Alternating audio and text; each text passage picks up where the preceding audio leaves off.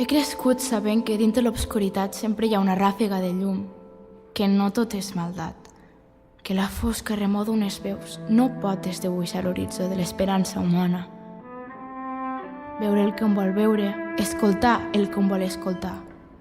Realitat o por? Em pregunto on ens portaran les passes que avui deixem.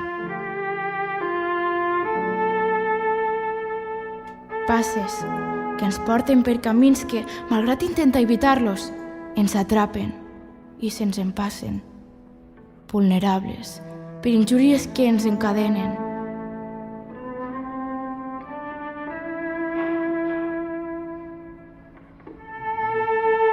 I si tanquem els ulls,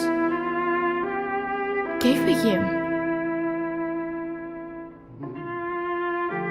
Com el meu pare sempre deia, dispareu tants gats com vulgueu, però recordeu que és un pecat matar un rossinyol.